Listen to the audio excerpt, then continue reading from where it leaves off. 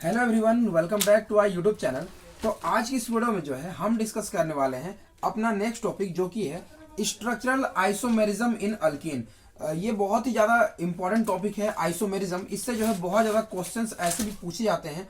तो आज की इस वीडियो में जो है हम समझेंगे कि स्ट्रक्चरल आइसोमेरिज्म होता क्या है एंड किस तरीके से जो है हम किसी कंपाउंड के लिए, जो कि एल्केन्स यहाँ पे हम बेसिकली डिस्कस करेंगे, उनके लिए जो है आइसोमेरिज्म जो है हम किस तरीके से जो है कैलकुलेट करते हैं। तो बहुत ही सिंपल टॉपिक है। इसके लिए जो है सबसे पहले हम इसका डेफिनेशन को समझेंगे, उसके बाद में जो है कुछ एग्जांपल्स के थ्रू जो हम आइसोमेरिज्म यहाँ पे निकालेंगे। सबसे पहले जो है इसका डेफिनेशन यहाँ पे मैंने लिखा है, ये क्या है कि compounds having same molecular formula, मतलब कंपाउंड्स के जो है मॉलिक्यूलर फॉर्मूला जो है क्या है, मॉलिक्यूलर फॉर्मूला जो है वो सेम है, but differ in the nature of chain. मतलब जो चैन है, जो कार्बन कार्बन चैन होगा, उसमें जो है डिफरेंस आएगा। मतलब मॉलिक्यूलर फॉर्मूला सेम, मतलब ये चैन डिफर होगा ऑफ द कार्बन एटम, चाहे वो स्ट्रेट भी हो सकता है या ब्रांचिंग हो सकता है। जैसे इसको समझने के लिए जो है मैंने यहाँ पे 4 कार्बन का जो है इस तरीके से मैंने लिया है। अब जो है इसे मैं डिफर कर रहा हूँ, क्या कर रहा हूँ, इस एक कार्बन को जो है मैं ब्रांचिंग में लेके चला रहा हूँ। मतलब ये 1, 2 एंड 3 एक कार्बन को मैंने यहाँ पे रख दिया। अब देखो यहाँ पे जैसे इस कार्बन को मैंने यहाँ पे रखा है, तो ये आपका क्या था, स्ट्रेट, ये हमारा स्ट्रेट चैन था, जिसे आप लीनियर भी कह सकते हो। और ये जो हमने फॉर्म किया है इसे हम क्या कहेंगे, ब्रांचिंग कहेंगे। क्या कहेंगे, इसे हम ब्रांचिंग कहेंगे। मतलब जो है एक लीनियर चैन को जो है मैंने ब्रांचिंग में भी जो है कन्वर्ट कर लिया है, और ये लीनियर में, ये दोनों कंपाउंड में अगर आप देखोगे, हाइड्रोजन को अगर आप नेग्लेक्ट कर लेते हो तो इसमें जो है 4 कार्बन है, इस पे भी जो है 4 कार्बन है। मतलब कार्बन नंबर जो है यहाँ पे सेम है, लेकिन दोनों जो डिफर है वो सिर्फ ये लीनियर है और ये ब्रांच चैन है। इन दोनों में जो है बस यहाँ पे एक डिफरेंस हमें नजर आ रहा है, जिसे हम कह सकते हैं यहाँ पे ये दोनों आपस में जो है आइसोमेरिज्म में है। अभी देखो इतना आपको समझ आया हुआ, या नॉर्मल सी चीजें थी। एग्जाम्पल लेंगे तो ज्यादा आपको और क्लियर होगा।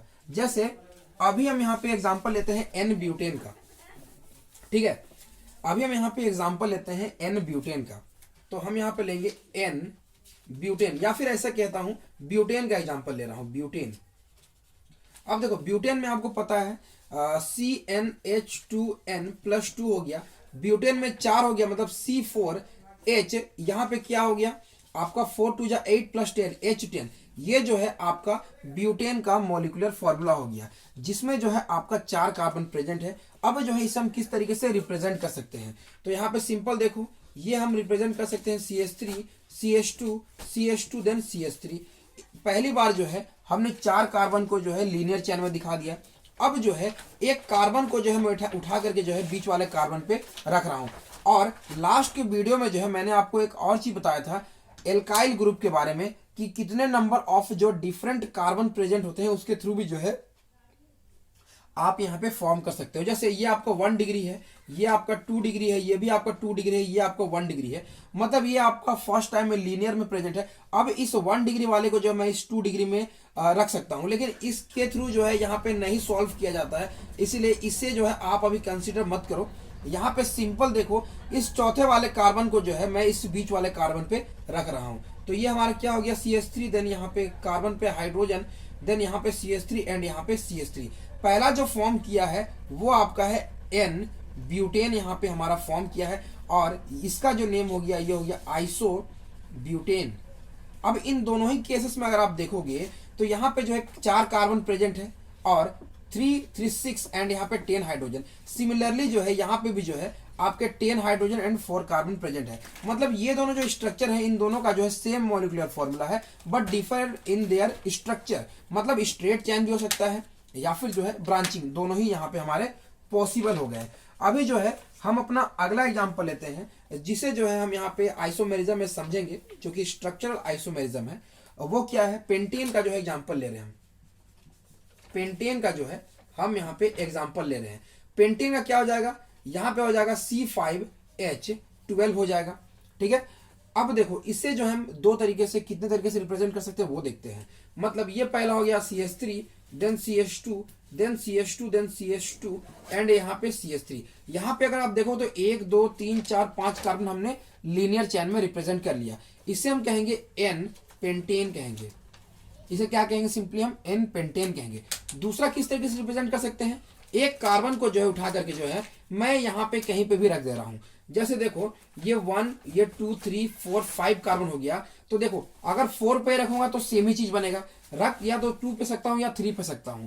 तो यहाँ पे मैं क्या करता हूँ, फर्स्ट टाइम जो है 2 पे रख देता हूँ CH3, देन CH, यहाँ पे CH3 और यहाँ पे CH2 और यहाँ पे CH3।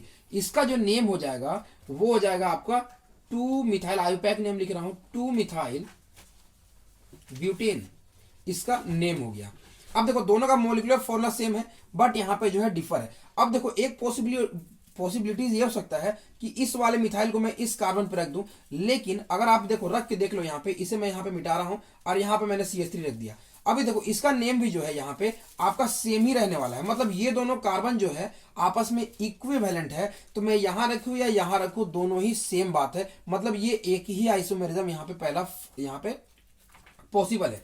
तीसरा क्या हो सकता है कि जब एक कार्बन को हटाने के बाद में जो आपका पॉसिबिलिटीज थी अगर वो खत्म हो जाते हैं, तो अब जो है नेक्स्ट स्टेप में हम एक और कार्बन को जो है लीनियर चेन से हटाएंगे।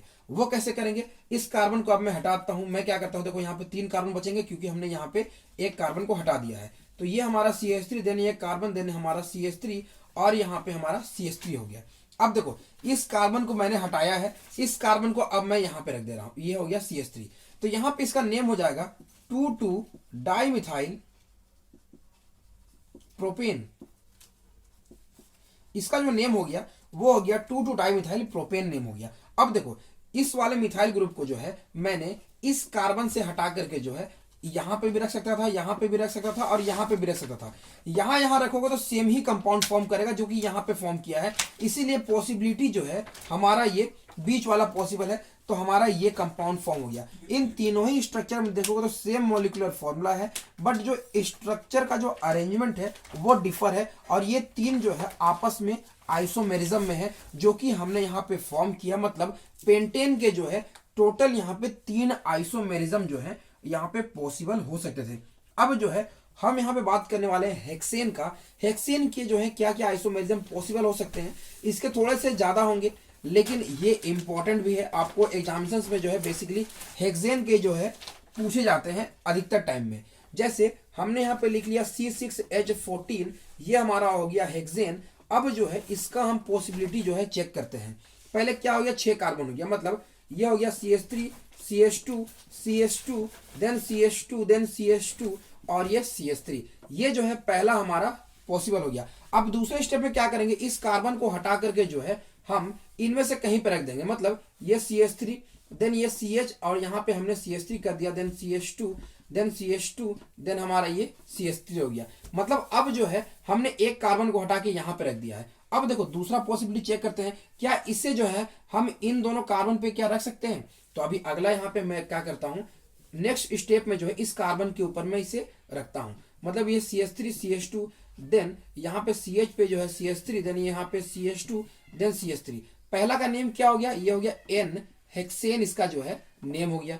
इसका नेम क्या हो गया, ये 1 2 3 4 5 मतलब 2 मिथाइल पेंटेन। इसका जो नेम हो गया वो हो गया 2 मिथाइल पेंटेन नेम हो गया। इसका नेम अगर आप देखो तो 1 2 3 4 एंड 5, मतलब इसका नेम हो गया 3 मिथाइल, इसका नेम हो गया पेंटेन। अब अगली पॉसिबिलिटी के बारे में हम बात कर रहे थे, यहाँ पे मिटा रहा हूं, आप स्ट्रक्चर मत कट करना। इसे जो है मैं उठा करके इस चौथे वाले कार्बन पे अगर रख दूं तो क्या इसका नेम देखो, क्या ये स्ट्रक्चर आपस में इक्विवेलेंट नहीं है। ऑफ कोर्स ये दोनों स्ट्रक्चर आपस में इक्विवेलेंट है, इसीलिए जो है हम इस चौथे वाले कार्बन पे अपना आइसोमेरिज्म फॉर्म नहीं करेंगे, क्योंकि इसका भी नेम 2 मिथाइल पेंटेन ही रहने वाला है। तो इसे जो है हम यहीं पे जो है एंड कर देंगे। मतलब एक कार्बन हटाने के बाद में जो है हम इसी कार्बन पे जो है अपना आइसोमेरिज्म को एंड कर देंगे। अब अगला स्टेप क्या हो सकता है, मैं एक कार्बन को और यहाँ पे लीनियर चेन से हटाता हूँ। मतलब चौथा जो आइसोमेरिज्म होगा, जैसे यहाँ पे अब 4 कार्बन बचेंगे, CH2, CH2, देन यहाँ पे CH3। अब जो है यहाँ पे आपका CH3 आ गया, तो यहाँ पे एक हाइड्रोजन चला गया। अब इसी कार्बन के ऊपर में जो है मैं अपना एक CH3 और डालता हूं तो ये हाइड्रोजन भी चला गया। मतलब जो है हमने यहाँ पे क्या किया, दो कार्बन को लीनियर चेन से हटाने के बाद में जो है हमने यहाँ पे ये चीज शो किया है। इसका जो नेम होगा वो क्या होगा, ये 1 2 3 4, मतलब इसका नेम हो गया 2 डाई मिथाइल, इसका हो गया नेम ब्यूटेन। ठीक है, अब जो है अगला पॉसिबिलिटी चेक करते हैं। जिस तरीके से मैंने बोला, इन दोनों मिथाइल को इस थर्ड वाले कार्बन पर रख के देखते हैं। क्या करते हैं, CH3, देन ये CH2, देन ये कार्बन एंड यहाँ पे CH3 और यहाँ पे CH3। अब इसका नेम चेक करते हैं तो इसका नेम जो है ब्रांचिंग की तरफ से होगा, यानी 1 2 3 4, मतलब 2 डाई मिथाइल ब्यूटेन। तो आपने एक चीज यहां पे देखा कि इन दोनों कंपाउंड का नेम सेम है, मतलब दोनों सेम ही आइसोमेरिज्म है। तो इसे जो है मिटा देंगे क्योंकि इसे हमने तो ऑलरेडी ऊपर लिख रखा है।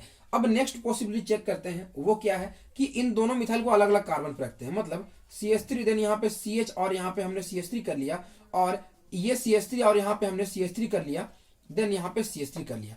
अब इसका नेम क्या हो गया, देखो ये 1 2 3 4, मतलब 2 3 डाई मिथाइल ब्यूटेन। इसका नेम हो गया 2 3 डाई मिथाइल ब्यूटेन। मतलब ये हमारा यहाँ पे पॉसिबल जो है फॉर्म किया। अब क्या हम करते हैं कि एक कार्बन और अगर हम यहाँ पे हटा दें तो क्या हमारा कुछ और पॉसिबिलिटी बनता है, तो चेक कर लेते हैं। CH3, देन CH एंड यहाँ पे CH3, और ये CH और ये CH3 हमने क्या किया, इसे हटा दिया है तो इसे यहाँ पे रखते हैं CH3। तो ये देखोगे ये जो कंपाउंड फॉर्म किया है ये सेम ही कंपाउंड है जो हमने यहाँ पे फॉर्म किया था। देखो 1 2 3 4 सेम ही कंपाउंड जो अभी हमारा यहाँ पे फॉर्म किया, इसीलिए ये भी पॉसिबल नहीं होगा। मतलब टोटल जो आइसोमेरिज्म हमारा यहाँ पे पॉसिबल था वो टोटल जो है 5 आइसोमेरिज्म जो है, आइसोमेरिज्म यहाँ पे हेक्सेन के लिए जो है हमारा पॉसिबल था। तो टोटल आपको आइसोमेरिज्म भी याद रखना है एंड हमारा स्ट्रक्चर आइसोमेरिज्म क्या होता है उसे भी याद रखना है। तो यहाँ पे आप निकाल भी सकते हो, एग्जाम्स में होता है, याद रखने की जरूरत नहीं है, मैंने आपको सिखा दिया है। अगला जो है आप क्या करना, हेक्सेन के बाद में जो है हेप्टेन के लिए जो है आप कैलकुलेट करके जो है आप कमेंट सेक्शन में बताना कितना आपका आइसोमेरिज्म टोटल आता है। तो मिलते हैं अगले वीडियो में अगले टॉपिक के साथ में, तब तक के लिए थैंक्स।